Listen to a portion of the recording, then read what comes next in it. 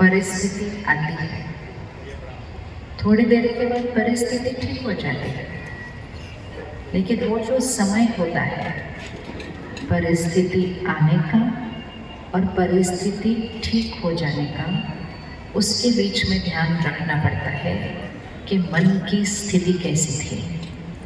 Right है बात या नहीं है? किस किस के मन की स्थिति ने हलचल की अभी 2 मिनट के अंदर? तो आज से ये पक्का करना है कि परिस्थिति आएगी, आती है और आती रहेगी। शायद ही कोई ऐसा दिन होगा जब सब लोग हमारे अनुसार होंगे, मौसम हमारे अनुसार होगा, बातें हमारे अनुसार होंगी, ये सब लोग भी हमारे अनुसार होंगे, ये नहीं हो सकता है। लेकिन एक ही चीज़ है जो हमेशा हमारे अनुसार हो सकती है। वो कौन हमारे अनुसार हो सकता है? आंसर आपने देखा, हमारे अनुसार कौन हो सकता है हमेशा? मन की स्थिति। उंगली रखो उन पे, कौन हमारे अनुसार हो सकता है? यहाँ मैं आत्मा अर्थात सोचने वाली शक्ति, निर्णय लेने वाली शक्ति, संस्कार बनाने वाली शक्ति, मैं आत्मा हमेशा अपने अनुसार हो सकती हूँ। लेकिन जब मैं आत्मा अपनी शक्ति छोड़कर ये कहना शुरू करती हूँ कि बात ही ऐसी थी, तो हलचल तो होनी ही थी, गुस्सा तो आना ही था, चिंता तो होनी थी, परेशान तो होना ही था। ये गुलामी की भाषा जब मैं उपयोग करती हूँ तो उस समय मैं आत्मा खुद पर की शक्ति को खो देती हूँ और छोटी सी बात भी मेरे मन की स्थिति को हिला देती है। और जितनी बार हमारी मन की स्थिति परिस्थिति की वजह से हिलती है, तो सिर्फ मन की स्थिति हिलती नहीं है, आत्मा की शक्ति घटती जाती है।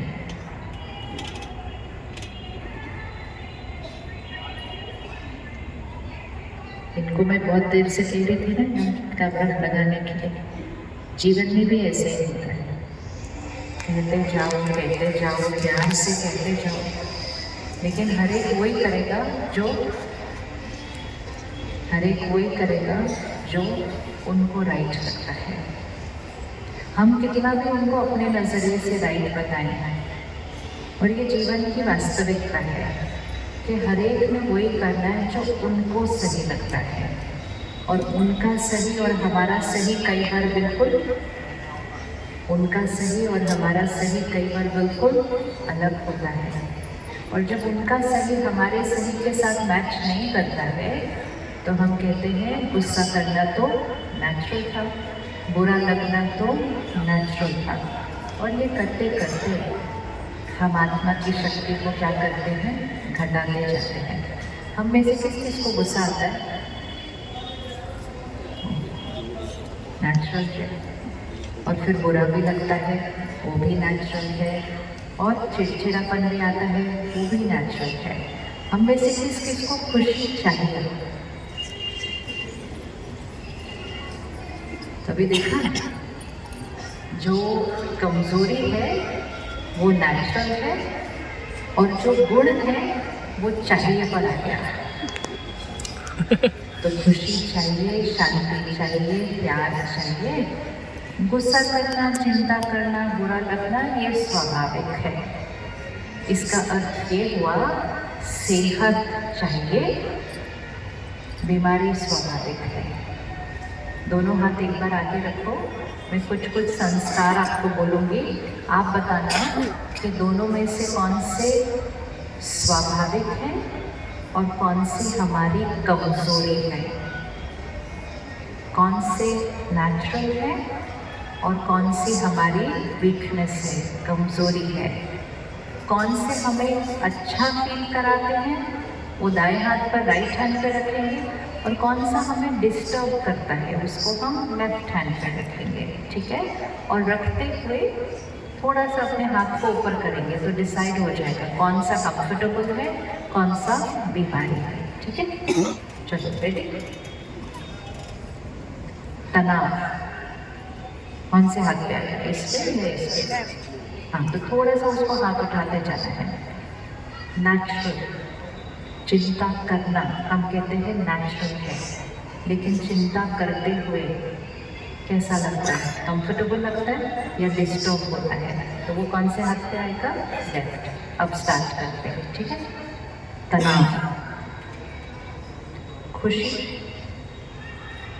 चिंता, ध्यान रखना, गुस्सा, कौन से हाथ पे, लेफ्ट। सद्भावना, बातों को पकड़ के रखना, लेफ्ट। बातों को पकड़ के रखना, खत्म करके क्षमा करना, बुरा लगना, उनके संस्कार को स्वीकार करना, ईर्ष्या करना, उनकी सफलता के लिए दुआएं देना। कितना आसान है ना जीवन, कितना सही रख रहे हैं। अब अगर इसी को हम सारा दिन याद रखेंगे कि ये सही है और ये मेरी शक्ति को घटाता है? ये अहंकार कहाँ आएगा, और अहंकार का विपरीत दूसरे हाथ पर क्या आएगा? अहंकार का विपरीत क्या आता है, ईगो का ऑपोजिट क्या आता है? नम्रता, नम्रता, निरअहंकारी। प्यार कौन से हाथ पर आएगा, राइट। और प्यार का विपरीत क्या होता है? प्यार का विपरीत क्या होता है? दूसरे हाथ पर कौन सी चीज आएगी? हेट्रेड, नफरत। मोह कौन से हाथ पर आएगा? लेफ्ट। अटैचमेंट, मोह कौन से हाथ पर आएगा? लेफ्ट। मोह कौन से हाथ पर आएगा? लेफ्ट पे। लेफ्ट। अटैचमेंट, मेरा अपने परिवार से बहुत लगाव है। लगाव है या प्यार है, दोनों में फर्क होता है। लगाव में क्या होता है और प्यार में क्या होता है? लगाव में क्या होता है और प्यार में क्या होता है? अपेक्षाएं किसमें होती है, लगाव में होती है या प्यार में होती है? और जब अपेक्षा पूरी नहीं होती है फिर क्या होता है? फिर बुरा लगता है। फिर बुरा लगने का जिम्मेवार भी हम किसको ठहराते हैं? उनको ठहराते हैं। लगाव में अगर दूसरे को प्रॉब्लम है, चिंता है, किसी परिस्थिति से सामने वाला गुजर रहा है और हमारा उनसे लगाव है, तो उनकी मन की स्थिति अगर हिलेगी तो हमारी मन की स्थिति भी क्या होगी? हमारी मन की स्थिति भी हिलेगी। ऐसे पकड़ के देखो, आप और आपके परिवार, लगाव है, ये लगाव है। लगाव मतलब एक को बुरा लगेगा तो दूसरा भी दुखी होगा, एक परेशान होगा तो दूसरा भी परेशान होगा। और हमने कहा ये तो नेचुरल है ना, मेरे घर में अगर एक जना परेशान है तो मैं भी परेशान होंगी। लेकिन वो करने से परिवार में सबकी मन की स्थिति इकट्ठे क्या होती गई? अगर 4 लोग सड़क पर चल रहे हैं, परिवार है, और चारों चल रहे थे, लेकिन चलते चलते एक खड्डा आ गया, 4 में से एक उसमें गिर गया, तो बाकी 3 को क्या करना? बाकी 3 को क्या करना? निकालना। क्या करना? निकालना। बाहर निकालना है। लेकिन अगर लगाव होगा तो अगर एक गिरेगा तो बाकी 3 भी क्या होंगे? एक गिरेगा तो बाकी 3 भी क्या होंगे? गिरेगा मतलब स्थूल रूप से नहीं गिरता, मन की स्थिति में। 1 मिनट आंख बंद करके देखो, अपने घर चलो 1 मिनट आंख बंद करके। परिवार है, 2, 3, 4 लोग, सभी आंख बंद करो 1 मिनट, इस दृश्य को देखो। घर में, परिवार में, किसी के भी जीवन में अगर कोई बात आती है, किसी की भी स्थिति अगर थोड़ी सी हिलती है, तो बाकी सबकी स्थिति कैसे होनी चाहिए? अगर उस घर में किसी एक के जीवन में असफलता आती है, कोई हार आती है, बाकी सबकी स्थिति कैसी होनी चाहिए? अगर उस घर में कोई एक जना दुखी होता है, बाकी कैसे होने चाहिए? बाकी की जिम्मेदारी क्या है? उस एक को क्या करना है? ऐसे करो, एक मिनट दोनों हाथ, इस हाथ पर परिवार के उस एक सदस्य को देखो जिसकी मन की स्थिति थोड़ी सी नीचे चली गई। चिंता, डर, असफलता, कोई भी कारण हो सकता है, बाकी सब इस हाथ पर है। इनकी जिम्मेवारी क्या है? इस एक को क्या करना है हमें? जिम्मेवारी क्या है? क्या है? ये एक जो नीचे जा रहा है स्थिति में, इस एक को क्या करना है? ऊपर लेकर आना है। ऊपर लेकर आने के लिए खुद काम होना पड़ेगा। लेकिन इस एक को देखकर अगर ये भी नीचे चले गए स्थिति में, तो इस एक का क्या होगा? करें, इस एक का क्या होगा? तो ये और नीचे चले जाएंगे। परिवार का रोल क्या था? उनको ऊपर खींचना। परिवार ही दर्द और चिंता में जाकर उनको ही नीचे लेकर आ जाती है। इसीलिए रिश्तों में मोह नहीं, प्यार। मोह ऐसे होता है कि मेरे मन की स्थिति उनके मन की स्थिति से जुड़ी हुई है, और प्यार ऐसे होता है उनकी मन की स्थिति उनकी है, मेरे मन की स्थिति मेरी है, और अगर उनकी मन की स्थिति नीचे जा रही है तो मुझे अपने मन की स्थिति बहुत ऊपर रखनी है, क्योंकि उनको शक्ति देना ये मेरी जिम्मेदारी है। इसीलिए सारा दिन में, हर परिस्थिति में अभ्यास करना है। यही राजयोग है, अभ्यास करना। राजयोग मतलब स्वयं पर राज्य करना, मन बुद्धि पर राज्य करना, कर्म इंद्रियों पर राज्य करना। जितना राज्य करेंगे स्थिति कहाँ होती जाएगी? ऊपर। जितना गुलाम बनते जाएंगे स्थिति कहाँ होती जाएगी? नीचे। सिर्फ कर्म इंद्रियों की चेकिंग करते हैं, हर एक अपने आप को नंबर दे, सभी ने करना है। मेरी आंखों ने क्या देखना है, क्या नहीं देखना है? मेरी आंखों ने क्या देखना है, क्या नहीं देखना? दूसरों को देखते हुए उनके अंदर क्या देखना है, क्या नहीं देखना? अपने को 10 में से नंबर दो, कितना आपकी आंखें आपके संयम में चलती हैं। मेरे कानों को क्या सुनना चाहिए, क्या नहीं सुनना चाहिए? पता था नहीं सुनना चाहिए, फिर भी सुन लिया। मेरे कान कितने मेरे कंट्रोल में चलते हैं? मेरे मुख को क्या बोलना चाहिए था, क्या नहीं बोलना चाहिए था? क्या खाना चाहिए था, क्या नहीं खाना चाहिए था? कितना ये राज्य कारोबार मेरे राज्य में चलता है। जितना ये हमारे राज्य में चलेगा, हमारे अनुसार चलेगा, आत्मा की शक्ति बढ़ती जाएगी। लेकिन जितना ये अपनी मन मर्जी से चलेगा, आत्मा की शक्ति घटती जाएगी। और फिर हम ऐसी स्थिति पर आकर पहुंचते हैं कि डॉक्टर भी कहते कि आपको नहीं खाना चाहिए, ये आपको नहीं पीना चाहिए, तो भी हम कहते डॉक्टर साहब क्या करें, इसके बिना तो क्या नहीं बोलते, इसके बिना तो चलता नहीं।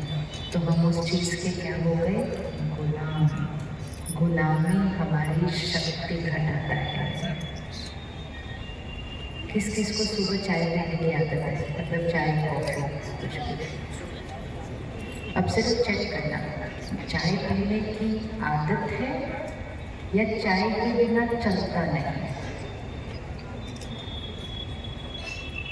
दोनों में फर्क है। एक है मालिक बन के चाय पिया, और एक है इसके बिना मेरा चलता नहीं, मतलब उस चाय के कप के गुलाम। और जिस दिन नहीं पी तो उस दिन मन की स्थिति क्या हो जाती है। और सिर्फ मन की स्थिति नहीं हटती, शरीर पर भी उसका असर पड़ता है। तो कौन कौन चाय के कप के गुलाम हाथ उठाओ एक बार। कल से सिर्फ एक अभ्यास करेंगे, चाय पीनी है, चाय पीजिए, सिर्फ एक लाइन बोलना बंद कीजिए, इसके बिना मेरा चलता नहीं है। बोलो मैं चाय अपनी मर्जी से पीती हूँ, ये मेरे कंट्रोल में है। और फिर रोज एक लाइन बोलो, जब चाहे इसको छोड़ सकते हैं। और फिर कुछ दिनों के लिए उसको छोड़ दे। नवरात्रि क्यों आए थे अभी? हमें क्या बनाने के लिए आते हैं? मालिक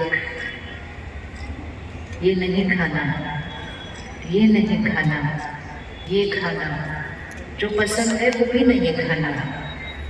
ये मन की शक्ति को क्या करता है? बढ़ाता है।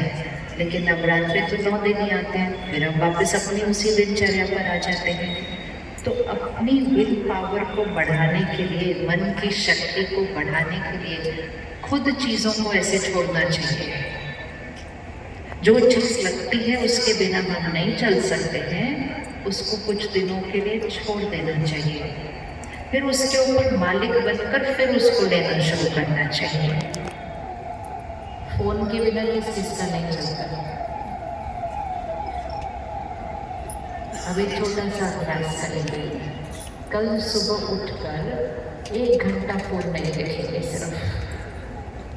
कौन इतना कर सकता है? सिर्फ 1 घंटा, बाद में देखेंगे, 1 घंटा नहीं देखेंगे। अब पहले दूसरे दिन वो 1 घंटे में बार बार मन करेगा उसको उठाकर देखने का। हार नहीं खाना। लाइन क्या थी? मन जीते, क्या लाइन होती है? मन जीते जग जीते। और जो मन से हारे तो कल करे 1 घंटा फोन नहीं उठाएगा। पक्का पीछे कल 1 घंटा फोन नहीं उठाएगा। मन करेगा फोन उठाने का, लेकिन जीतना है अपने संस्कार पर। उतनी छोटी सी चीज में जीत पाई तो यहाँ की शक्ति बढ़ी। सारा दिन में वो शक्ति काम करेगी। जब कुछ हमारे अनुसार नहीं होगा हम उस पर भी जीत पाएंगे। लेकिन एक फोन को उठाए बिना अगर मुझसे नहीं रहा जाएगा तो सारा दिन जो बातें आएंगी उनका सामना करने की मेरे पास शक्ति नहीं होगी। तो अपनी शक्ति खुद बढ़ानी होती है। कभी इस चीज को छोड़ो, कभी उस चीज को छोड़ो। एक दिन मौन रख कर देखो। कौन एक दिन मौन रख सकता है?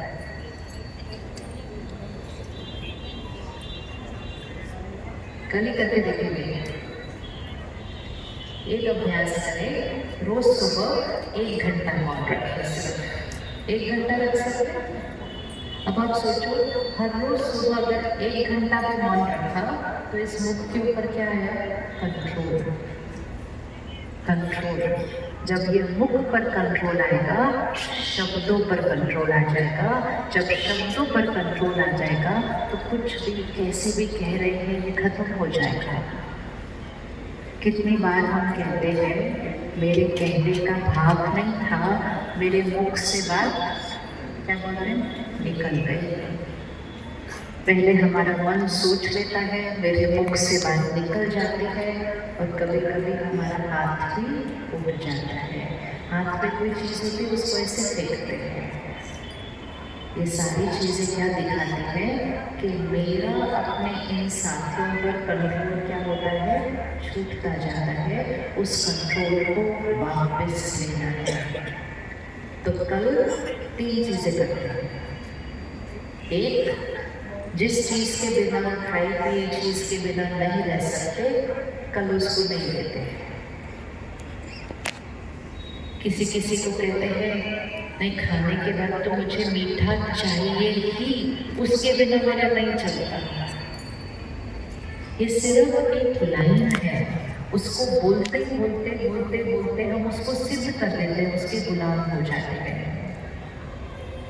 बोलो नहीं, आज हम नहीं खाएंगे, क्या होगा देखते? क्या होगा? कुछ भी नहीं, एक मिठाई के टुकड़े की गुलामी। ऐसा जीवन राजयोगी नहीं, ऐसा जीवन क्या हो जाएगा? मन से हारे, जीवन से हार जाएंगे। ठीक है, तो कल कौन से 3 होमवर्क करें?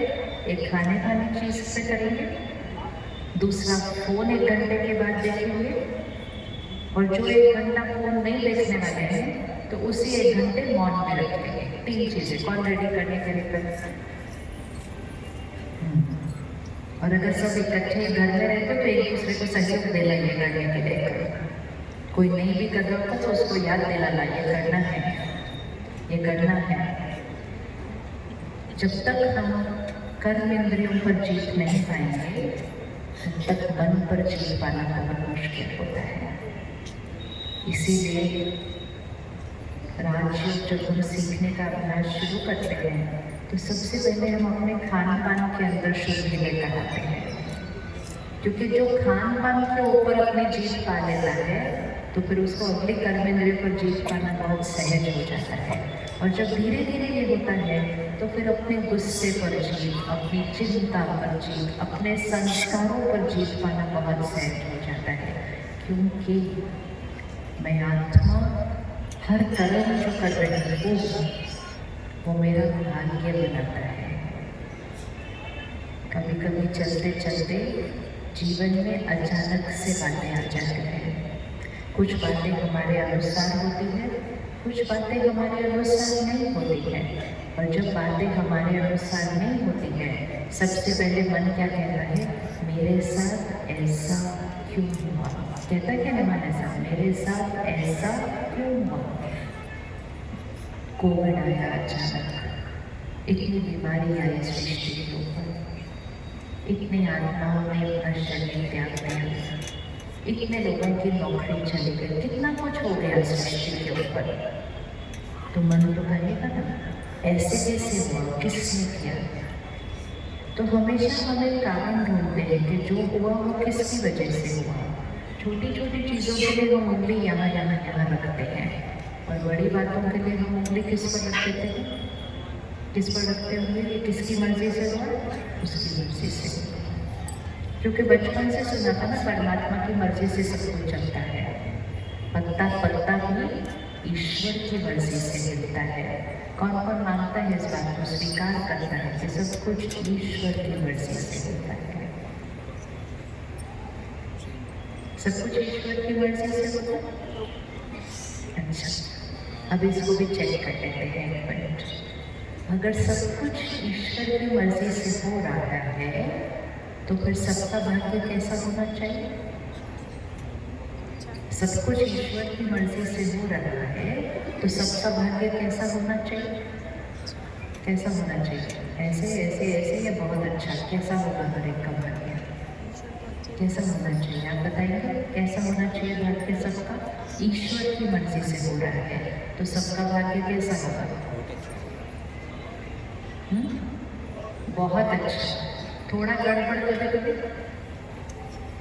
थोड़ा गड़बड़ कर दे, नहीं, थोड़ी बीमारी, थोड़ी बीमारी। अच्छा, 1 सेकेंड आप अपने बच्चे का भाग्य लिखें। चलो सभी लिखो मन में, अपने बच्चे का भाग्य लिखो। साल में कितनी बार बीमारी लिखेंगे?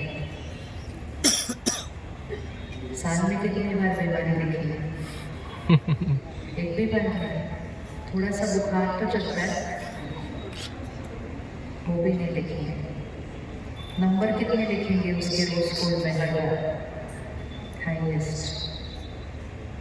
उसका जीवन हम कैसा लिखेंगे? परफेक्ट। बढ़िया के अलावा हम कुछ लिखेंगे नहीं उसके भाग्य के अंदर। तो जब माता पिता अपने बच्चे का भाग्य लिखते हैं तो बढ़िया के अलावा कुछ लिखते नहीं हैं। और अगर आपके 2 बच्चे हैं तो आप दोनों का एक बराबर बढ़िया लिखेंगे। ऐसा है या नहीं है? एक का कम दूसरे का ज़्यादा लिखेंगे? अब 1 सेकेंड के लिए उनको याद करो जो आपको पसंद नहीं है, जिन्होंने आपको कभी तंग किया हो,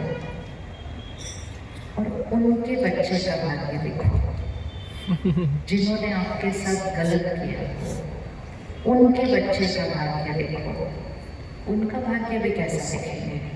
अच्छा दिखेंगे या उसमें लिख देंगे कि बीमार हो जाएगा? ऐसा दिखेंगे किसी के बच्चे के भाग्य? तो हमने कभी सोचा नहीं कि हम अपने बच्चों का भाग्य बढ़िया लिखेंगे, हम दूसरों के बच्चों का भाग्य बढ़िया लिखेंगे, हम तो जिसने हमारे साथ गलत किया उसके बच्चे का भाग्य भी बढ़िया लिखेंगे। और सबसे इम्पोर्टेंट बात है, हम अगर 2 बच्चे हैं तो दोनों का एक जैसा बढ़िया लिखेंगे। भगवान अगर हमारा भाग्य लिखता है तो वो हमारा भाग्य कैसा लिखेगा? कैसा लिखेगा? बढ़िया लिखेगा। और सबका कैसा लिखेगा? एक जैसा बढ़िया लिखेगा।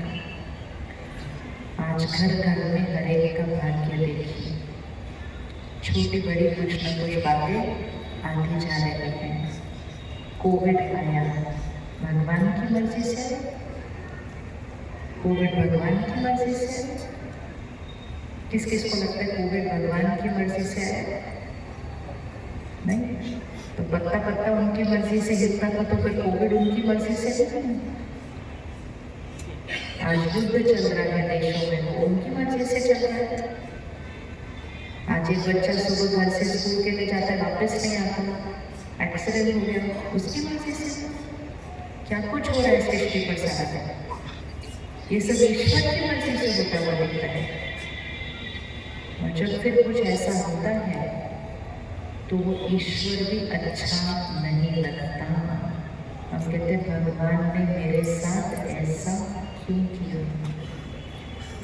एक और बात है जो बचपन से सुनी थी, जो कुछ हो रहा है वो मेरे कर्मों का परिणाम है। एक है जो कुछ हो रहा है वो उसकी मर्जी है, और एक है जो कुछ हो रहा है वो मेरे कर्मों का परिणाम है। दोनों में से कौन सा राइट है? ईश्वर की मर्जी से भाग्य या कर्मों के परिणाम से भाग्य, कौन सा राइट है? लेकिन बचपन से दोनों सुने और दोनों के लिए ऐसे किया। परमात्मा की मर्जी से तब भी ऐसे किया, कर्मों अनुसार तब भी ऐसे किया। दोनों नहीं हो सकता। कर्म हमारे बहुत अच्छे हैं, लेकिन कभी ना कभी कुछ न कुछ थोड़ी सी गलती की है, उसका परिणाम आता है। हम सबके कर्म अलग अलग हैं, तो हम सबका भाग्य भी अलग अलग होगा। तो अब डिसाइड करना पड़ेगा कि जो कुछ मेरे जीवन में हो रहा है, अच्छा, बहुत अच्छा, बहुत बढ़िया, कुछ थोड़ा सा मुश्किल, वो किसकी वजह से हो रहा है? उनकी वजह से हो रहा है या मेरे कर्मों का परिणाम है? किसकी वजह से हो रहा है? कहाँ रखनी होगी? उधर या इधर रखें? वहाँ या यहाँ? पक्का? हर एक रख लो एक बार, तो फिक्स हो जाएगा यहाँ पर। किसकी वजह से हो रहा है? जो बढ़िया हो रहा है वो भी मेरे कर्मों से हो रहा है, और कुछ थोड़ा सा ठीक नहीं हो रहा वो भी मेरे कर्मों से हो रहा है। तो मेरा भाग्य कौन लिखता है? मैं। और अगर उस भाग्य में कुछ बदलना है तो किसके पास जाना है? हम क्या करते हैं, भाग्य का जिम्मेवार भी दूसरों पर डालते हैं, और कोई नहीं मिला तो उस पर डालते हैं। फिर भाग्य में कुछ ठीक करना है वो भी औरों के पास जाते हैं, तो कुछ कर दो, ये ग्रह चाहे उतर जाए, कुछ कर दो। अपने ऊपर नहीं लाते कुछ, सब कुछ बाहर। और ये करते करते आत्मा की शक्ति क्या हो गई? आज से एक लाइन पक्की करते हैं, जो कुछ हो रहा है, चलो सब लोग बोलेंगे इसको ताकि रिकॉर्ड हो जाए। जो कुछ हो रहा है, अच्छे से बोलो, इतने सारे लोग बैठे। जो कुछ हो रहा है, जो कुछ हो रहा है, जोर से नहीं, बस अच्छे से, वो मेरे कर्मों का परिणाम है। वो मेरे कर्मों का परिणाम है। मेरा भाग्य हम खुद लिखते हैं। देखते हैं। बदलेगा भी कौन? कौन बदलेगा? हम हम बदलेंगे। उसके लिए हमें पहले चेक करना है कि कर्म होता क्या है। हमने आज तक समझा कि जो हम व्यवहार करते हैं, जो हम किसी से बात करते हैं, ये हमारा कर्म है। जो हम काम करते हैं, ये हमारा कर्म है। कर्म सिर्फ व्यवहार और काम नहीं है, जो हम सोचते हैं वो भी हमारा कर्म है। हर सोच के पीछे की जो भाव है वो भी हमारा कर्म है। एक बॉल पकड़े, इस तरह से गेंद को पकड़े, सभी करेंगे, पीछे जो बैठे हैं वो भी करेंगे। ये हमारा कर्म है। सोच समझकर इसको फेंकना है। दूसरों को देखकर नहीं फेंकना है कि दूसरे कैसे फेंक रहे हैं। कलयुग में हम दूसरों को देखते हैं, दूसरे क्या कर रहे हैं, और वो करके हम भी गलत कर्म कर देते हैं। इस समय दूसरों को देखकर अगर गेंद फेंकी तो गलत जाएगी। सोच समझ कर फेंकना है, याद रखते हुए कि जो गेंद ऐसे जाएगी वो फिर वापस आएगी। आपको कैसी गेंद वापस चाहिए वो सोचकर उसको फेंकना है। और क्या है गेंद जो हम फेंक रहे हैं? हमारी हर सोच, हमारी हर भावना, हमारा हर शब्द, हमारा हर व्यवहार वो कर्म है। अब पकड़िए, अब सोच समझ के कि कितनी तेज फेंकनी है या धीरे से फेंकनी है, ऐसे फेंकनी है, ऐसे फेंकनी है, सीधी, सब सोच के कर्म करना चाहिए। परमात्मा हमें सिखाते हैं, क्योंकि बचपन से सीखा था, सोच कर बोलो, सोच कर करो। परमात्मा सिखाते हैं सोच कर सोचो, क्या ये बात सोचने लायक है? हम पकड़ के ये जो पीछे दीवार है आपके लिए सामने, आप सोच समझकर अपनी इस कर्म रूपी गेंद को, ये कर्म है हमारे, उसको आप यहाँ फेंकिए। इस फेंकिए, सभी फेंक दिए। मतलब सोच दिया, मतलब बोल दिया, मतलब कर दिया। कर्म रूपी गेंद फेंक दी। नियम क्या है, सिद्धांत क्या है कि जो गेंद जाएगी वो गेंद वापस आएगी। मतलब जो ऊर्जा फेंकी है वो ही ऊर्जा वापस आएगी। अब ये जो गेंद वापस आती है, कोई गेंद तुरंत आ जाती है वापस, कोई गेंद कुछ मिनटों के बाद आती है, कोई कुछ घंटों के बाद आती है, कोई कुछ सालों के बाद आती है, लेकिन गेंद आती जरूर है। और उस गेंद को कहते हैं कर्म का परिणाम। अब ऐसे हाथ करें, जीवन में कोई भी बात आती है तो कैसे आती है? ऐसे आती है ना, जैसे शरीर में बीमारी आती है, कोई मेरे साथ ठीक से व्यवहार नहीं करता, बात आती है। मेरे काम कारोबार में कुछ उतार चढ़ाव होता है, बात मेरे जीवन में आती है। कैसे आती है? ऐसे आती है। लेकिन ये जो बात आती है, ये वो गेंद है जो आ रही है। अब सिद्धांत क्या है कि जो आ रही है वो पहले कभी, जो आ रही है वो पहले कभी फेंकी थी। अब इसको करो, फिट होना चाहिए ये दृश्य। जो आ रहा है वो पहले फेंका था। जब तक वो ऐसे गया नहीं था, वो ऐसे आ नहीं सकता। अगर वो ऐसे गया नहीं था, वो ऐसे आ नहीं सकता। तो जब कुछ आ रहा है वो पहले गया था। कर लो इसको फटाफट से अच्छे, ऐसे से फेंकते, ऐसे आता है, ऐसे फेंकते, ऐसे आता है। सिर्फ फर्क ये है, तुरंत नहीं आता।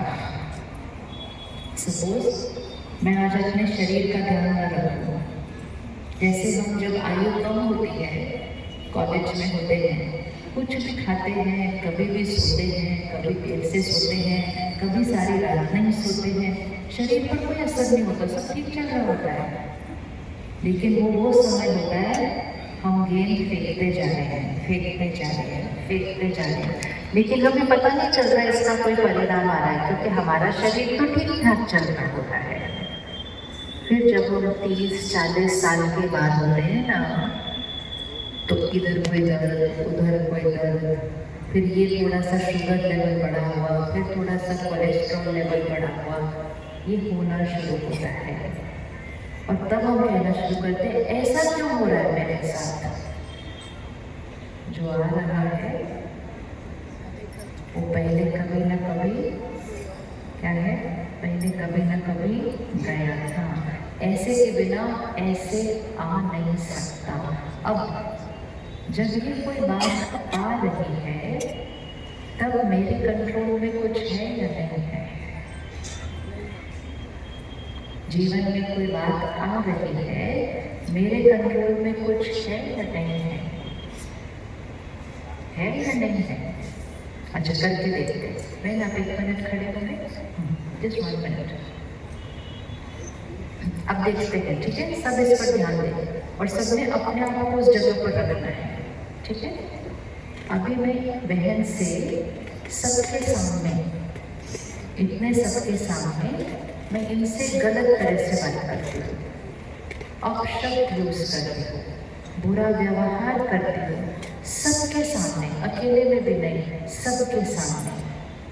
उनके लिए वो गेंद कहाँ से आ रही है, हाथ करके देखो, उनके लिए वो गेंद कैसे आ रही है, आपके लिए वो गेंद कैसे आ रही है, ऐसे आ रही है। हर एक देखो, जब आपके साथ कोई गलत व्यवहार करता है, गेंद कैसे आ रही है आपके लिए, ऐसे आ रही है। अब जैसे मैं इनके साथ गलत व्यवहार करूंगी, सबसे पहले इनका मन ये कहेगा, ये मेरे साथ ऐसे क्यों कर रहे हैं। अब अपने मन को जवाब दो, ये मेरे साथ ऐसे क्यों कर रहे हैं, जवाब दे। अभी बोल आई ये इसलिए ये याद रखना, ये मेरे साथ ऐसा क्यों कर रहे हैं, क्योंकि जब तक गेंद ऐसे गई नहीं थी, गेंद ऐसे आ नहीं सकती। तुरंत अपने आप को आंसर दो, व्यर्थ संकल्पों को फुल स्टॉप लगाओ। ये मेरे साथ ऐसे क्यों कर रहे हैं, कोई ना कोई पूर्व कर्म सामने आया है। अब उनको सामने लेके आओ जो आपको ऐसे गेंद फेंक रहे, कोई ना कोई पूर्व कर्म सामने आया है। ये मैं परिवार का हिस्सा हो सकती हूँ, ये मैं पड़ोसी हो सकती हूँ, ये मैं काम पर हो सकती हूँ। कई बार लोग होते हैं ना, जानबूझ के हमारे काम में कुछ ना कुछ टांग अड़ाते हैं, कुछ ना कुछ गलत करते जाते हैं, हमें पीछे खींचने के लिए कुछ करते हैं, हमें नीचे गिराने के लिए कुछ करते हैं। हम कहते हैं इनको प्रॉब्लम क्यों है, ये मेरे साथ ऐसा क्यों करते हैं, वो क्यों का आंसर दे दो। ये मेरे साथ इसलिए ऐसा कर रहे हैं, कभी न कभी मैंने कुछ किया था। मन को चुप कराओ, समाधान पर जाओ। अब जब मैं इनके साथ गलत कर रही हूँ, क्या इनके पास कोई चॉइस है, क्या इनके पास कोई चॉइस है कि इन्होंने कैसे सोचना है, या मैंने गलत किया तो इन्होंने भी गलत करना है। इनकी मन की स्थिति मेरे कंट्रोल में है या इनकी मन की स्थिति इनकी अपने कंट्रोल में है, अपने में। तो जब मैं आपके साथ गलत करूँगी, गलत बोलूँगी, शोर मचाऊंगी, सबके सामने करूँगी, तो ये कैसे व्यवहार कर सकते हैं, कोई चॉइस है। अब आप बताओ इनके पास कौन कौन सी चॉइस है, ये कैसे व्यवहार कर सकते हैं, क्या कर सकते हैं। ऑप्शन आप बताइए भाई, ऑप्शन आपके पास क्या है जब आपके साथ कोई ऐसा गलत से करे, तो ऑप्शन क्या है, कैसे करेंगे वापस। करेक्ट बताना है उनको, गाइड करो कैसे करना, क्या ऑप्शन है उनके पास। बहुत सारे ऑप्शन है। एक ऑप्शन है, जितना गलत मैंने किया, जितना गलत मैंने किया, मतलब जितना जोर से मैंने चिल्लाया, जितने अक्षर मैंने यूज किए, उन्होंने भी उतना ही। एक और ऑप्शन है, जितना गलत मैंने किया उन्होंने उससे भी ज्यादा। किस किस को याद तय करना कि कोई जोर से बोले, आप उससे भी ज्यादा जोर से बोलना चाहते हो। तो एक है जो मैंने गलत किया वो उससे ज्यादा गलत, एक है जो मैंने गलत किया वो उतना गलत। तीसरा है जो मैंने गलत किया अब और क्या ऑप्शन है? ऑप्शन ऑप्शन ऑप्शन ऑप्शन क्या कर सकते हैं हम जब कोई हमसे गलत व्यवहार करता है? क्या ऑप्शन है? हाँ जी, जाने दे। वेरी गुड, जाने दे। कहाँ से जाने दे? यहाँ से भी जाने दे। सिर्फ यहाँ से चुप नहीं रहना, यहाँ से भी चुप रहना है। चौथा ऑप्शन क्या है जी? हाँ, क्या ये मेरे से अच्छे से भी बात कर सकते हैं जब मैं इनसे गलत से बात कर रही हूँ? कर सकते हैं, कर सकते हैं। क्या ये मेरी गलती के लिए मुझे क्षमा भी कर सकते हैं जब मैं इनसे गलत तरह से व्यवहार कर रही हूँ? कर सकते हैं। क्या ये मेरे को दुआएं भी भेज सकते हैं जब मैं इनसे गलत व्यवहार कर रही हूँ? कर सकते हैं ना? हर एक जो ऑप्शन है वो आपके कर्म को किधर कर रहा है? अगर मैंने गलत किया और इन्होंने भी गलत किया तो इनका कर्म किधर चला गया?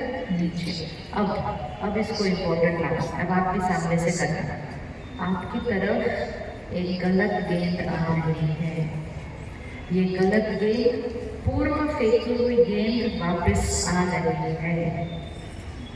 वो गेंद अच्छी नहीं है, तो इस बार इनको कौन सी गेंद भेजनी चाहिए? कौन सी गेंद भेजनी चाहिए? उससे भी ज्यादा खराब, उतनी खराब या बहुत अच्छी? कौन सी गेंद भेजनी चाहिए उनको? कौन सी गेंद भेजनी चाहिए उनको? बहुत अच्छी। बहुत अच्छी। क्यों गेंद बहुत अच्छी भेजनी चाहिए?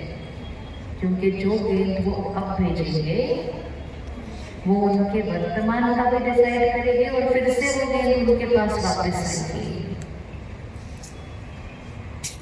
तो सामने वाला हमारे साथ क्या कर रहा है? वो मेरे पूर्व कर्म वापस आ रहे हैं। हम उनके साथ अभी क्या कर रहे हैं? वो हमारा वर्तमान कर्म हो रहा है, और जो हमारा वर्तमान कर्म होगा वो हमारा भविष्य बन जाएगा। अब फिर से हाथ रखो। हर क्षण मेरा पास्ट मतलब मेरा बीता हुआ कल, मेरा बीता हुआ कर्म वापस आ रहा है। उसी क्षण मैं आत्मा कैसे सोचती हूँ, बोलती हूँ, व्यवहार करती हूँ, वो मेरा वर्तमान कर्म हो जाता है।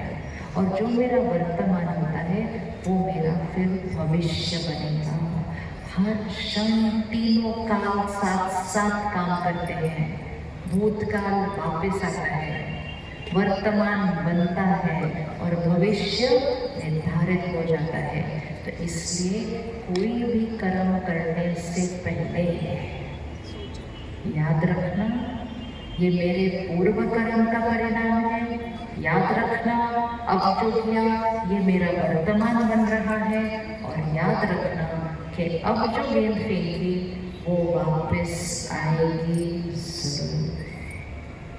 तो हर बार कैसे गेंद फेंकेंगे सबको? हर बार कैसे गेंद फेंकेंगे सबको? जैसे अगर हम कहीं में गलत व्यवहार करें ना तो ये काले रंग की गेंद है, तो उनको कौन सी रंग की गेंद भेजी चाहिए? दुआएं। सिर्फ एक सेकंड साइलेंस में बैठकर सामने वाले को सिर्फ दुआएं दे दो और आपका पूर्व कर्म का हिसाब किताब खत्म हो जाएगा।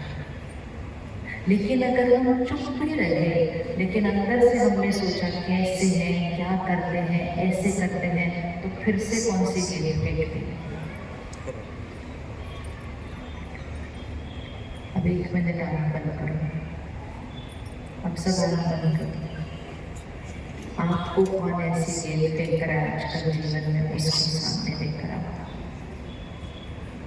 वो घर पे हो सकता है, वो रिश्तेदार हो सकते हैं, दोस्त हो सकते हैं, या वो काम पे हो सकते हैं। ऐसी वाली गेंद मतलब व्यवहार में कुछ उतार चढ़ाव, और हम उनको अपने दर्द का जिम्मेदार ठहरा देते हैं। सबसे पहले वो ऐसे क्यों कर रहे हैं? मेरे पूर्व कर्म किए गए हैं। अब मुझे उनके लिए कैसा सोचना है? अब मुझे कैसा उनके लिए सोचना है? उनकी तरफ देखो और उनको संकल्प भेजो, बीती सो बीती बात को खत्म करते हैं। मैं आपको क्षमा करती हूँ और मेरी तरफ से आपके लिए आज से दुआएं दुआएं दुआएं। क्या कोई हमारे साथ गलत करे, हम उसके लिए दुआएं भेज सकते हैं? कोई हमारे साथ गलत करे, हम उसके लिए दुआएं भेज सकते हैं क्या? कौन कौन कर सकता है दुआएं उसके लिए? कितना आसान है दुआएं भेजना। लेकिन कब भेजिए? उसी क्षण, उसी क्षण। तो दुआएं मतलब ऐसे नहीं भगवान जी इनको सद्बुद्धि दो, ये दुआ नहीं होती है। सद्बुद्धि उनके लिए नहीं मांगनी, सद्बुद्धि किसके लिए मांगनी है? मुझे सद्बुद्धि हो ताकि मैं सही कर्म करूँ इस समय। तो दुआएं कैसी होती हैं? जब हमारे साथ कोई गलत व्यवहार करता है, तुरंत उनके लिए दुआ भेजो। वो शक्तिशाली आत्मा है, वो पवित्र आत्मा है, उनका कर्म श्रेष्ठ है, वो सबको सुख देने वाली आत्मा है। और कुछ भी ना फेंका जाए तो सहज फेंको, वो बहुत अच्छे हैं। इतना फेंक सकते हैं संकल्प, वो बहुत अच्छे हैं। बोलिए एक बार सभी। तो परमात्मा एक बहुत प्यारी लाइन हमको सिखाते हैं, सामने से कोई कुछ भी भेजे, आप सिर्फ एक संकल्प करो, वो बहुत अच्छे हैं। बोलते जाओ, वो बहुत अच्छे हैं, वो बहुत अच्छे हैं, वो बहुत अच्छे हैं, वो बहुत अच्छे हैं। और परमात्मा कहते हैं जब आप ऐसे बोलते जाएंगे, वो बहुत अच्छे, बोलना मतलब मन में बोलना, बहुत अच्छे हैं, बहुत अच्छे हैं, तो आपका मन कोई और संकल्प नहीं करेगा।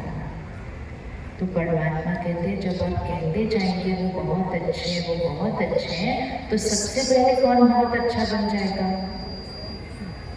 सबसे पहले कौन बहुत अच्छा बन जाएगा? इधर। क्योंकि कुछ व्यर्थ नहीं सोचा, कुछ नेगेटिव नहीं सोचा, सिर्फ बहुत अच्छा वाला संकल्प किया, तो सबसे पहले कौन बहुत अच्छा बन जाएगा? हम। हमसे वो बहुत अच्छी वाली ऊर्जा उनकी तरफ जाएगी और वो भी बदल जाएंगे। हमारा कर्मों का हिसाब किताब बदल जाएगा। अगर नहीं किया तो पहले ही काले रंग की गेंद आ रही है, फिर हमें बुरा लगता है, फिर हम कुछ फेंकते हैं, फिर काले रंग की गेंद आती है, फिर उनके तरफ से आती है, फिर हम बेचते हैं, और वो कर्मों की गांठें क्या होती जाती है? और उलझती जाती है। और फिर एक क्षण में मैं आत्मा शरीर छोड़ती हूँ, वो तो मेरे साथ नहीं जाएंगे ना। जब हम शरीर छोड़ते हैं क्या क्या पीछे रह जाता है? चलो मिलकर बोलते हैं। जब हम शरीर छोड़ते हैं तो पीछे क्या रहता है? मेरा शरीर। बोलिए पीछे क्या रहेगा? इसको देखो, इसको फील करो। जब मैं आत्मा शरीर छोड़ूंगी, पीछे क्या रहेगा? मेरा शरीर। बोलिए मेरा शरीर, मेरा परिवार। बोलिए मेरा परिवार, मेरे सारे साधन, सारा कुछ जो मैंने कमाया वो पीछे रह जाएगा, वो सारी बातें भी पीछे रह जाएंगी,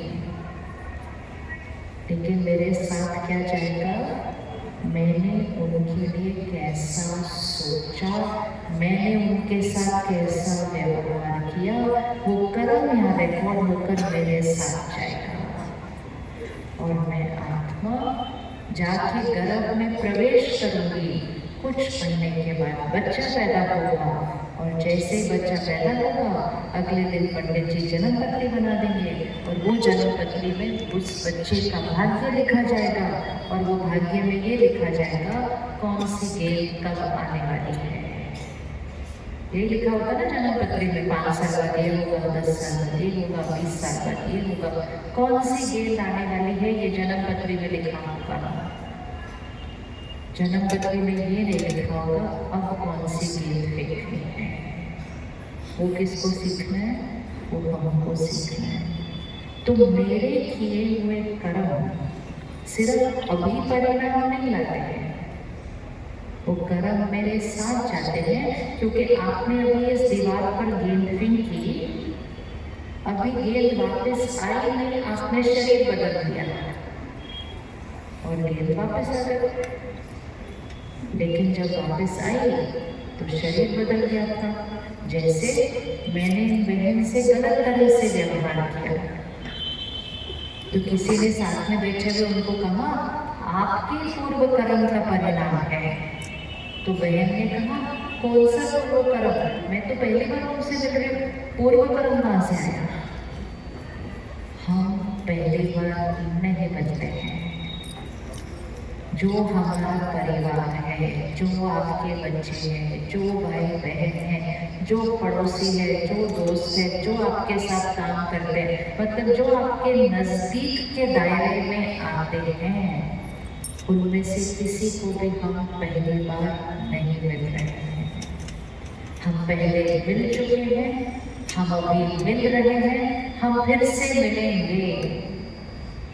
इस बार सुलझा लेते हैं, नहीं तो हम फिर से मिलेंगे। तो कौन सी गेंद फेंकनी है उनकी तरफ इस बार? कौन सी गेंद फेंकनी है इस बार उनकी तरफ? सफेद। अब अगर मैं इनके साथ काम कारोबार कर रही हूँ, व्यापार कर रही हूँ, बहुत धन कमा रहे हैं, बहुत मेहनत कर रहे हैं, लेकिन मेरी नीयत थोड़ी सी खराब हो जाती है और मैं इनके साथ कुछ गलत कर देती हूँ, इनका धन भी जाता है, इनकी खुशी भी जाती है, इनका स्वास्थ्य भी जाता है और मैं आपको मौज में रहती हूँ। ऐसा हो सकता है कि नहीं हो सकता? होता है ना ऐसा? इनका धन भी जाता है, खुशी भी जाती है, स्वास्थ्य भी जाता है, लेकिन मैं मौज में रहती हूँ। आसपास के लोग बोलेंगे इतना गलत कर्म किया तो भी ये मौज में रह रहे हैं। मैं मौज में रह रही हूँ सिर्फ अभी। फिर मैं आपको शरीर छोड़ूंगी, वो भी शरीर छोड़ेंगे और कुछ समय के बाद मैंने जो कर्म किया था उससे उनका धन गया, मन की खुशी गई, तन का स्वास्थ्य गया। जब हम फिर से को मेरे नजदीक आना पड़ता है। कितना नजदीक? बिल्कुल नजदीक। इसलिए जो मुश्किल वाले हिसाब किताब है ना, वो अपने नजदीक वाले रिश्ते में आते हैं। लेकिन वो किसका हिसाब किताब है? वो मेरा हिसाब किताब है। उसको सुलझाएगा कौन? हम सुलझाएंगे। कैसे सुलझाएंगे?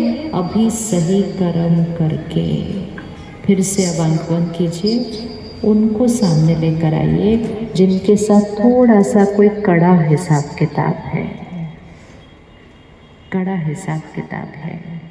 कितनी भी कोशिश करो, रिश्ते में कुछ न कुछ बातें आती रहती हैं। कितनी भी कोशिश करो, फिर कुछ मतभेद हो जाता है, गलतफहमी हो जाती है। किसी को हमसे ईर्ष्या है, हमारे जीवन में विघ्न डालते रहते हैं। सामने लेकर आओ उनको, बिल्कुल आंखें बंद करो सभी और उनको सामने लेकर आए। अभी वो चेहरा नहीं, वो नाम नहीं, क्योंकि जब हम पहले मिले थे तो चेहरा भी अलग था, नाम भी अलग था।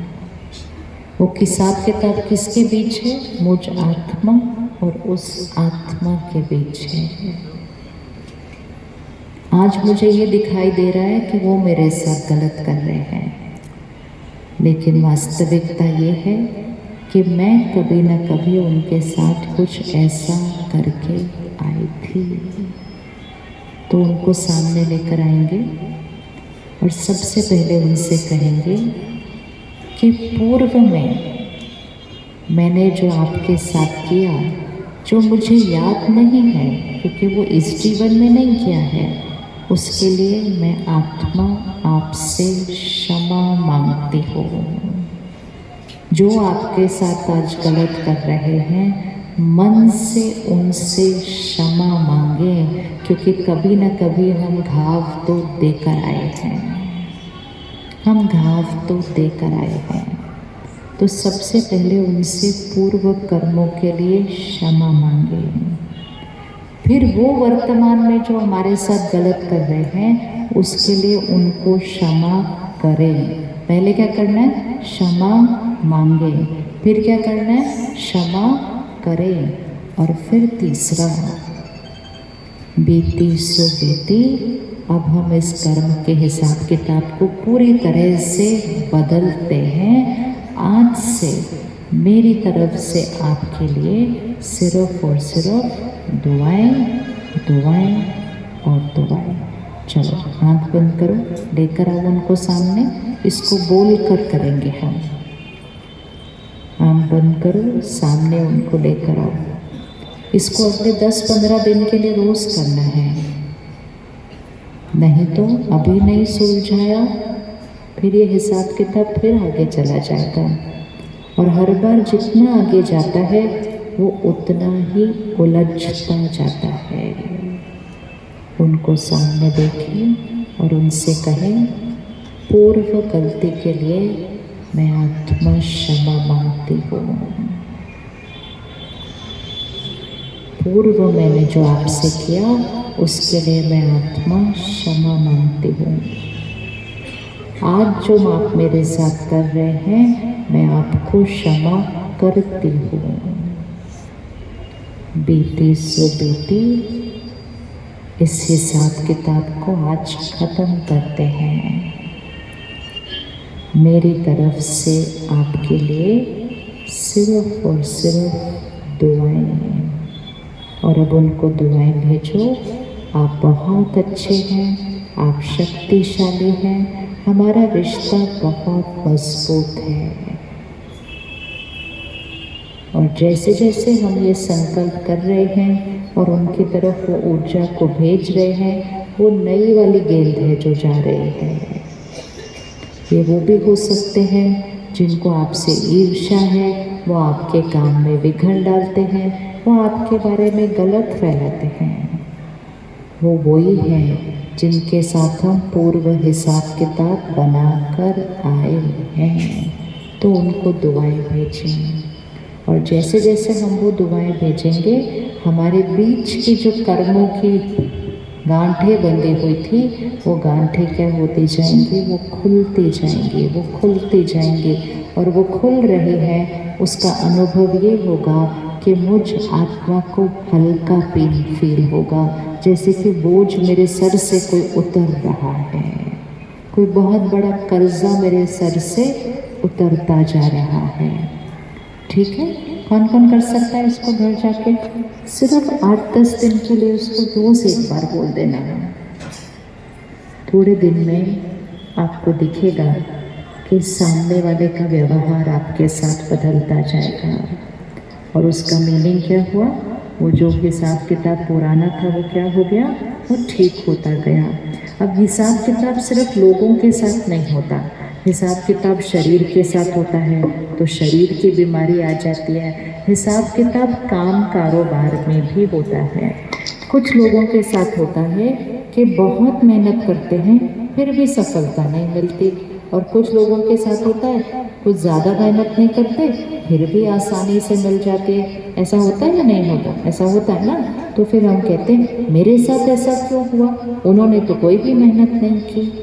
हमेशा याद रखना है, हर एक को वो ही मिल रहा है जो वो करके आए हैं। हम सबके घर में एक गीत में कुछ दिख रहा है जो अच्छा नहीं हो रहा है, उसका अर्थ क्या है? जो हुआ सही हुआ, जो होगा सही होगा, और जो आगे है वो बिल्कुल सही होगा, क्योंकि वो कर्मों के सिद्धांत के अनुसार सही ही होता है। तो किसी की भी सफलता को देखकर प्रश्न नहीं है। उनको जो सफलता मिल रही है वो गेंद वो पहले फेंक कर आए हैं, वो गेंद वो पहले फेंक कर आए हैं। मैंने शायद इतनी अच्छी गेंद पहले फेंकी नहीं होगी, लेकिन मुझे थोड़ी सी मेहनत अभी और करनी है, मेरे पास भी सफलता आ जाएगी। लेकिन उनकी सफलता को देखकर जब ईर्ष्या होती है तो फिर हमारी कौन सी गेंद चली जाती है? ईर्ष्या कौन सी गेंद होगी? अच्छी गेंद होगी या गलत कर्म होगा? हर एक जो हमने इस हाथ पे रखा था वो गलत कर्म है, और हर एक संस्कार जो इस हाथ पे रखा था वो श्रेष्ठ कर्म है। क्योंकि ये वाला संस्कार आत्मा की शक्ति बढ़ाएगा और ये वाला संस्कार आत्मा की शक्ति घटाएगा। तो आज से एक चीज पक्की करते हैं, हर कर्म क्या करेंगे? हर कर्म ध्यान से। किसी के लिए भी बैठे बैठे कुछ भी बोल देते हैं, वो ऐसा है, वो ऐसा है, उसने ऐसा किया, ऐसे ही बोल देते हैं। अच्छा बोलते नहीं है, दूसरे का बोलते हुए सुन लेते हैं। कोई गलती सुना रहा है, कमजोरी वर्णन कर रहा है, हमने सुन भी लिया तो वो सुनना भी तो कर्म है। जो उन्होंने कहा मैंने सुना, मैंने कान ऐसे ऐसे हिलाया, तो कहाँ रिकॉर्ड हो गया? हमेशा ध्यान रखना है, दूसरे के कर्मों की वजह से अपने कर्मों में गलती नहीं करनी है। कौन कौन अटेंशन रखने के लिए देगी? गलती नहीं करनी है, गलती से भी गलत कर्म नहीं होना चाहिए। इसीलिए ध्यान से सोचना है, सिर्फ ध्यान से बोलना और करना नहीं है, ध्यान से सोचना है। सबसे पहला कर्म है धन कमाना। हम में से कौन कौन धन कमाते हैं अपने घर के लिए? हाँ, जो धन कमाते हैं वो हाथ उठाओ एक बार। धन कमाते हैं। सबसे पहला कर्म ध्यान से धन कमाना। अभी दिवाली आएगी, हम श्री लक्ष्मी जी की पूजा करते हैं, धन की देवी कहते हैं। धन की पूजा क्यों हो रही है? क्योंकि धन हमारा सबसे पहला वो कर्म है जिस कर्म से हमारे घर में एक वाइब्रेशन आती है। धन से अन्न आता है, धन से सामान आता है, धन से मकान बनता है, धन से बच्चों की पढ़ाई होती है। हर चीज उस घर में धन से खरीदी गई है। तो वो धन कैसा होना चाहिए? वो धन कैसा होना चाहिए? कैसा होना चाहिए? हमेशा ध्यान रखना, धन अपने घर दुआओं से होना चाहिए। श्रेष्ठ कर्म ये नहीं है कितना कमाते हैं, श्रेष्ठ कर्म ये है कैसे कमाते हैं। कलयुग में हर एक सिर्फ इस पर अटेंशन दे रहा है, कितना कमाते हैं, कितना कमाते हैं। जितना भी कमाएंगे एक सेकंड में पीछे रह जाएगा। पीछे रहेगा कि नहीं रहेगा? हमेशा याद रखना है, जो जो कमाया पीछे रह जाएगा, जैसे कमाया साथ में जाएगा। धन तो पीछे रहेगा ना, लेकिन मैंने कैसे कर्म करके उसको कमाया वो मेरे साथ जाएगा। कल सुबह आप एक दुकान में जाते हैं फल खरीदने के लिए, आप उस फल वाले को बोलते 1 किलो सेब दे देना। वो कहते हैं मेरे पास ताज़ा नहीं है, आप दूसरी दुकान से ले लो। मिलते हैं ऐसे दुकानदार वाले? मिलते हैं कि नहीं मिलते? हम कहेंगे कमाल है, मैं इससे देने के लिए तैयार हूँ, ये कहते हैं दूसरी दुकान से ले लो। वो भी व्यापारी है, लेकिन उस दिन उसने क्या किया? अपने फायदे का नहीं सोचा। किसके फायदे का सोचा? आपके फायदे का सोचा। उस दिन उसने धन नहीं कमाया। उस दिन उसने क्या कमाया?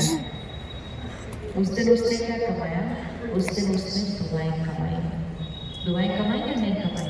आप घर जाएंगे कम से कम 5 लोगों को बोलेंगे, पता है क्या दुकानदार मिला कहता है सामने वाली दुकान से खरीद लो। उसके बाद से हम किसकी दुकान पर जाएंगे? उसी की दुकान पर जाएंगे। 5 लोगों को और बोलेंगे वो दुकान से लेना, बड़ा अच्छा मिलती है। सिद्धांत है, जो धन कमाते हैं जरूरी नहीं है दुआएं कमाते हैं, लेकिन जो दुआएं कमाएंगे वो अपनी क्षमता से ज्यादा धन कमाएंगे, क्योंकि उन्होंने दुआएं कमा ली हैं। तो क्या कमाना चाहिए? पहले क्या कमाना चाहिए? धन कमाना, दुआएं कमाना। लेकिन जो दुआएं कमाएंगे वो अपनी क्षमता से ज्यादा धन कमाएंगे। तो धन कमाना बहुत जिम्मेवारी का कर्म है। काम कारोबार भी कर रहे हैं तो सेवा भाव से करना है उसको, दूसरों को सुख देने की भावना से करना है उनको। कहीं नौकरी भी अगर हम करते हैं तो बड़ी सेवा भाव से करना चाहिए। हम क्या करते हैं, नौकरी भी करते हैं और मन में और बोल में उनके अगेंस्ट बोलते भी जाते हैं, बेकार काम है, क्या करें, मजबूरी है, करना पड़ता है, घर चलाना है। ये मजबूरी वाला पैसा घर आएगा, शुक्राना वाला पैसा घर आना चाहिए। अगर आप शुक्राना करके काम करके धन कमाएंगे तो वो धन से जब आप बच्चों की पालना करेंगे वो बच्चे भी शुक्राना करेंगे। लेकिन हम मजबूरी वाला धन कमाएंगे और पालना करेंगे तो वो भी कहेंगे करा तो कौन सी बात की, सब करते हैं, शुक्राना नहीं आएगा। ठीक है, करें शुक्राना। 1 मिनट आना बंद करो, अपने काम का शुक्राना करो। कितने लोग हैं अचानक नौकरी चली जाती है, अचानक धन चला जाता है, शुक्रिया करो। अपनी नौकरी के साथ एक अच्छा हिसाब किताब बनाओ। जो हमारे साथ कर्म साथी हैं उनका शुक्रिया करो, जिनके लिए काम कर रहे हैं उनका शुक्रिया करो। इन सब की वजह से मेरे घर में धन आता है, इन सब के सहयोग की वजह से मेरे परिवार की पालना हो रही है। इनका कितना कितना शुक्रिया करें। आज से उनके लिए मन में भी एक भी गलत संकल्प नहीं, क्योंकि उनके सहयोग की वजह से मेरा परिवार बन रहा है। उनका शुक्रिया।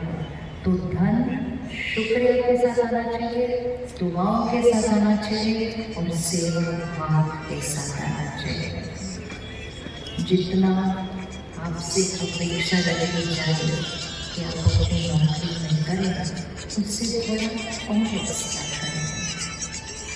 जितना कर रहे हैं उसके लिए धन मिलेगा, जो थोड़ा सा एक्स्ट्रा करेगा उसके लिए दुआएं मिलती हैं। तो धन कैसा कमाना है? दुआओं के साथ। उस धन से फिर अन्न खरीदा जाएगा। अन्न कैसा होना चाहिए? जो मन को शक्ति देता है, जो मन को शक्ति देता है। आज से छोटा सा अभ्यास कीजिए, अपने घर में अन्न को ऐसे बनाइए जैसे प्रसाद बन रहा है। प्रसाद कैसे बनता है? प्रसाद कैसे बनता है? रसोई में भी सफाई, तन में भी सफाई, मन में सफाई। ऐसा नहीं हो सकता मन में कोई परेशानी है, कोई गुस्सा है, कोई चिंता है, खाना बनाने का। ऐसे खाना नहीं बनाना कभी। ऐसे खाना बनाएंगे तो वो सारी चिंता, वो सारा दुख, वो सारा गुस्सा खाने वालों के अंदर चला जाएगा। जिस मनोस्थिति में खाना बनता है 1 घंटे के अंदर खाने वालों के मन की स्थिति पर वो असर कर देगा। तो खाने को कैसे बनाना चाहिए? क्या डालकर बनाना है? क्या डालकर बनाना है? क्या डालकर बनाएंगे? दुआएं डालिए। आपके घर में हर एक को किस चीज़ की ज़रूरत है वो डालिए। कड़छी घुमाते जाइए, साथ साथ बोलते जाइए, शक्तिशाली आत्मा है।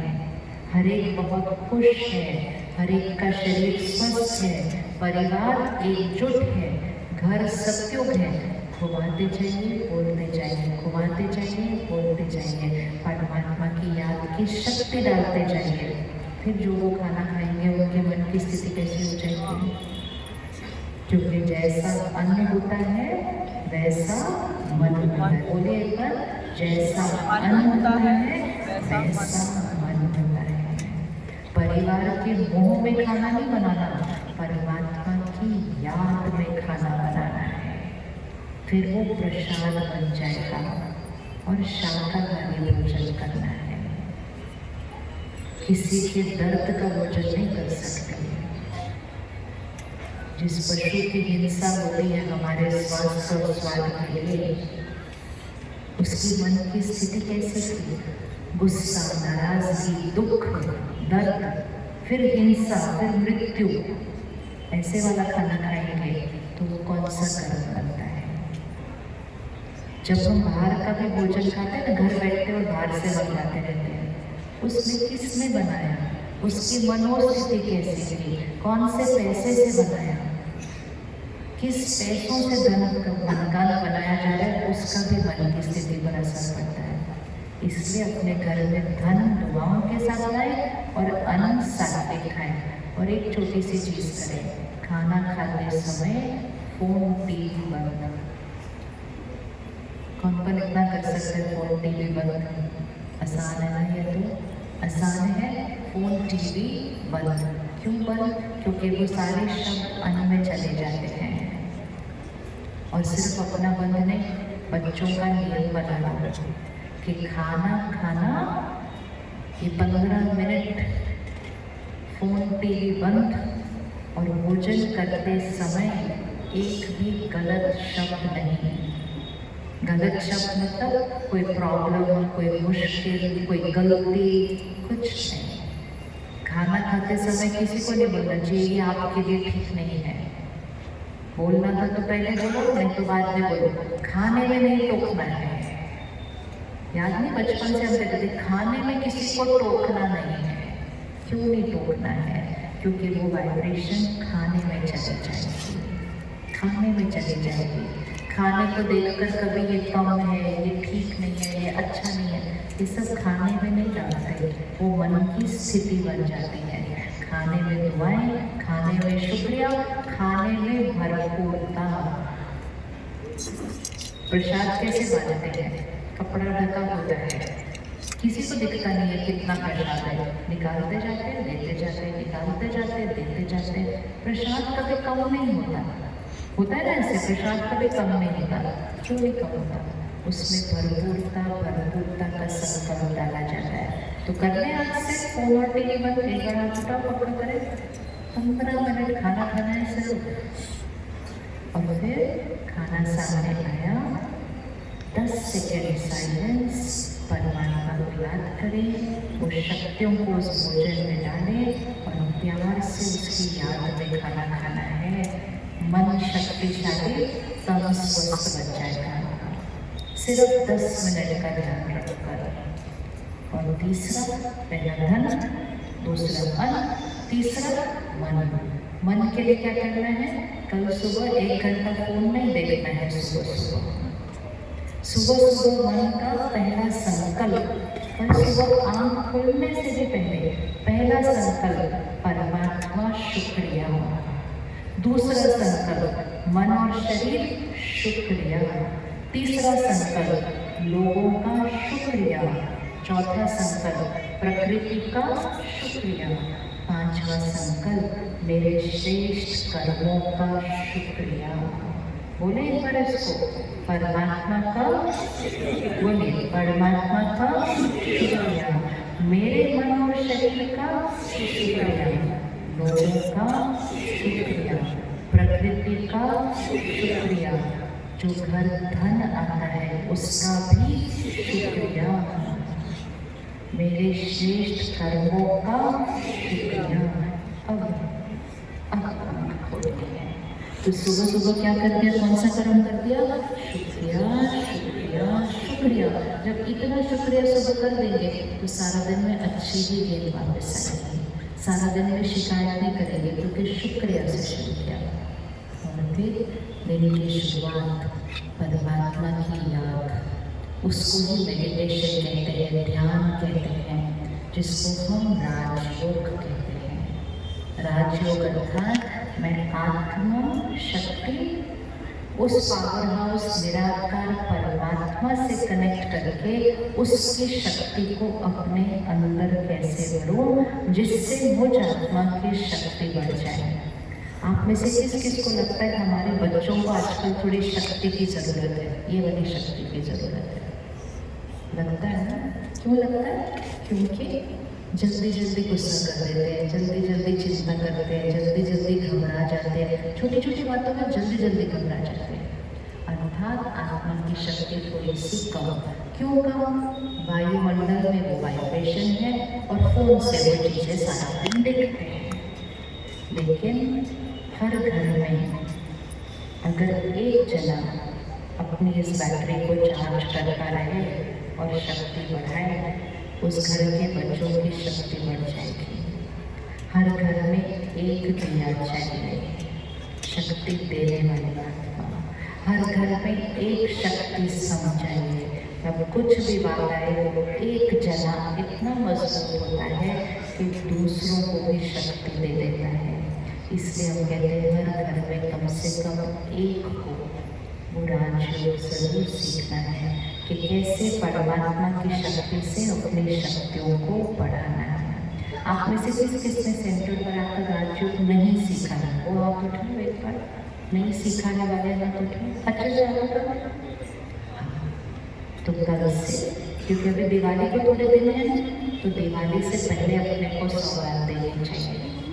कल से 3 दिन के लिए 1 घंटा, 3 दिन 1 घंटा, कितना बना? टोटल 3 घंटा। 1 घंटे के लिए हम सेंटर पर आकर इस विधि को सीखेंगे, कैसे आत्मा को परमात्मा से कनेक्ट करके वो शक्ति अपने अंदर करनी है।